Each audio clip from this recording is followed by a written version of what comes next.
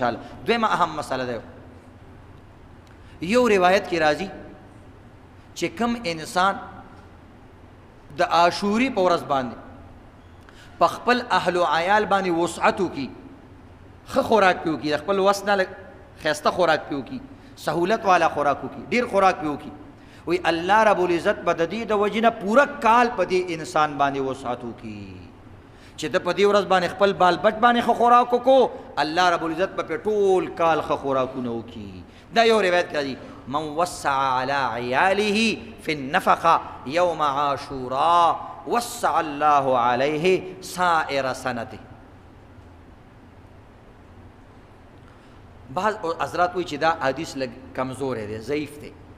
خو دا حدیث د ډېرو صحابهو نه راغلی دی. نو د دې وجې نه زموږ اکثر علما کرام وایي چې په دې باندې عمل صحیح دی. دویم دا دی دا تجربې او تعامل سره راغلی دی. صحابه کرامو، تابعینو، تبع تابعینو به دا روژه نیوله او دغه رنګې په دغه ورځ باندې به په خپل اهل و عیال باندې خرچم کوله.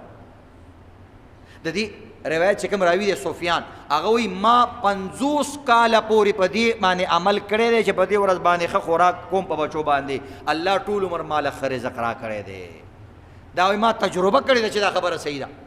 او دا تجربه د دې نه علاوه چې کوم دی نور صحابه، جابر رضی الله تعالی عنہ، ابن زبیر رضی الله تعالی عنہ، شعبه، یحیی ابن سعید، ډېرو تابعینو تبع تابعینو په دې باندې تجربه کړې ده په دې باندې.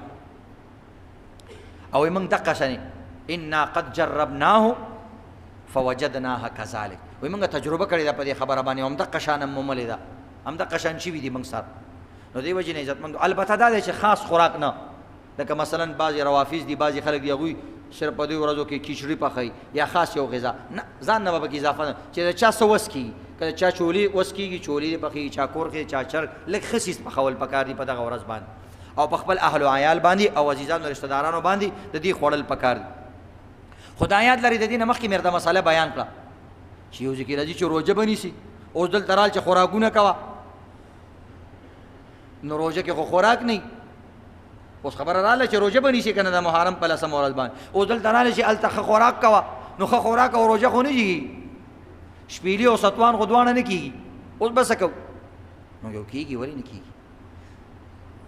په دغه حدیث کې راغلي چې په عیال باندې خو خوراک وکړه، په ماشومانو باندې تو ته پرلت مه لګوه، ته روژه ونیسه او په ماشومانو باندې خوراک وکړه. عیال پکې راغلی، نو عیال بعض وایي غټو ته هم ویلی کېږي، خو ماشومانو دپاره خوراک، او بعض عالمان وایي چې نه دواړه جمع کېدی شي، روژه ونیسه، پېشمنۍ هم مزېدار وکړه، هغې کې هم ډېر خوراک پوخ کړه، او بیا ورپسې چې کوم دی ټوله ورځ خوراک تیارېږي که نه د هغه دپاره د افطارۍ دپاره، نو افطارۍ دپاره هم ښه مزېدار خوراک تیار کړه. د افطارۍ دپاره خوراک د افطارۍ نه مخکې د ورځې کېږي، تیاری به د ورځې کې، نو دې وجې نه دغه هم پکې داخل دي. نو غټ دې روژه ونیسي او په دغه ورځ ښه مزېدار ګډ چیلې یا داسې ښه خوراک تیار کړي، او موږ هم دې دعوت راکړي، او د ماښام نه پس چې کوم دی موږ به مو سره خپل څیزونه چې کوم پخ کړي هغه به یوسو او هغه به وخورو، نو په دواړو خبرو باندې به چې کوم دی عمل وشي. نو بهرحال که چا افطاري ښایسته وکړه په دغه ورځ باندې، نو دا هم په دغه حدیث باندې عمل وشو چې په دغه ورځ باندې د پخلی ښه کړی دی، نو دې طریقې سره په دواړو باندې عمل کیدی شي.